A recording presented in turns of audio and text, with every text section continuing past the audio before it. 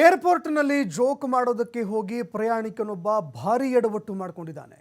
ಏರ್ಪೋರ್ಟ್ನಲ್ಲಿ ಪರಿಶೀಲನೆ ಮಾಡ್ತಾ ಇರುವಂತಹ ಸಂದರ್ಭದಲ್ಲಿ ಬಾಂಬ್ ಇದೆ ಅಂತ ವ್ಯಕ್ತಿ ಅಲ್ಲಿರುವಂತಹ ಸಿಬ್ಬಂದಿಗಳಿಗೆ ಹೇಳಿದ್ದಾನೆ. ಬೆಂಗಳೂರು ಏರ್ಪೋರ್ಟ್ನಲ್ಲಿ ಸಜ್ಜು ಕುಮಾರ್ ಎನ್ನುವಂತಹ ವ್ಯಕ್ತಿಯನ್ನ ಬಂಧಿಸಲಾಗಿದೆ.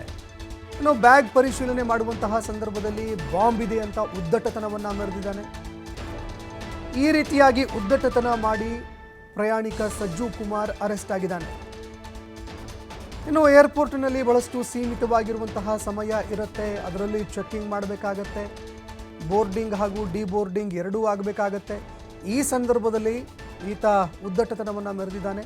ಅಧಿಕಾರಿಗಳ ಬಳಿಯಲ್ಲಿ ಬಾಂಬ್ ಇದೆ ಅಂತ ಜೋಕ್ ಮಾಡೋದಕ್ಕೆ ಹೋಗಿದ್ದಾನೆ. ಇದೇ ಸಂದರ್ಭದಲ್ಲಿ ಅಧಿಕಾರಿಗಳು ಈ ರೀತಿಯಾದಂತಹ ಜೋಕ್ಗಳನ್ನು ಸೀರಿಯಸ್ ಆಗಿ ಕೂಡ ತೆಗೆದುಕೊಳ್ತಾರೆ. ಯಾಕಂದರೆ ಯಾರೊಬ್ಬರೂ ಕೂಡ ಊಹಾಪೋಹಗಳನ್ನು ಕೂಡ ಹರಡುವಂತಿಲ್ಲ. ಇದೇ ಕಾರಣಕ್ಕಾಗಿ ಸಜ್ಜು ಕುಮಾರ್ ಅನ್ನುವಂತಹ ಪ್ರಯಾಣಿಕನನ್ನು ಬಂಧಿಸಲಾಗಿದೆ.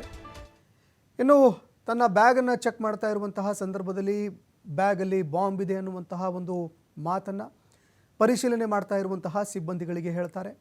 ಇದೇ ಸಂದರ್ಭದಲ್ಲಿ ಅವರೂ ಕೂಡ ಅದನ್ನು ಜೋಕಾಗಿ ಪರಿಗಣಿಸದೆ ಸೀರಿಯಸ್ ಆಗಿ ತೆಗೆದುಕೊಳ್ತಾರೆ. ಬ್ಯಾಗನ್ನು ಸಂಪೂರ್ಣವಾಗಿ ಚೆಕ್ ಮಾಡ್ತಾರೆ. ಆದರೆ ಇದಾದ ಬಳಿಕ ಈ ರೀತಿಯಾಗಿ ಜೋಕ್ ಮಾಡಿದಂತಹ ಸಜ್ಜು ಕುಮಾರ್ನ ಜೋಕನ್ನು ಯಾರೊಬ್ಬರೂ ಜೋಕಾಗಿ ತೆಗೆದುಕೊಳ್ಳೋದಿಲ್ಲ, ಸೀರಿಯಸ್ ಆಗಿ ಪರಿಗಣಿಸಿ ಆತನ ವಿರುದ್ಧ ಕಾನೂನು ಕ್ರಮಕ್ಕೆ ಮುಂದಾಗಿದ್ದಾರೆ. ಇನ್ನು ಅದೇ ರೀತಿಯಾಗಿ ಪೊಲೀಸರನ್ನು ಕರೆಸಿ ಆತನ ಬಂಧನ ಕೂಡ ಆಗಿದೆ.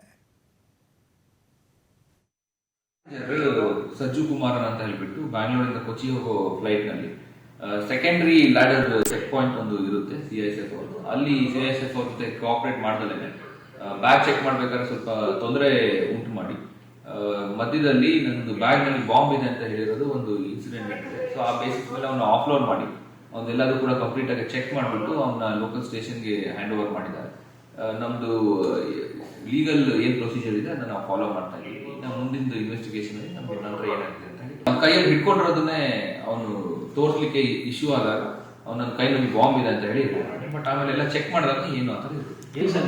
ಅದರಿಂದ ನಾವು ಚೆಕ್ ಮಾಡಿ ನಮ್ಮ ತನಿಖೆನಲ್ಲಿ ಒಳಗೊಡ್ಬೇಕಾಗುತ್ತೆ. ಬಟ್ ಇಲ್ಲಿವರೆಗೆ ಅಲ್ಲಿ ಏನೋ ಸ್ಕಫಲ್ ಆಗಿದೆ, ಆ ಸ್ಕಫಲ್ ಟೈಮಲ್ಲಿ ಹೇಳಿದ್ದಾನೆ ಅಂತ ಹೇಳ್ಬಿಟ್ಟು ಇಲ್ಲಿವರೆಗೆ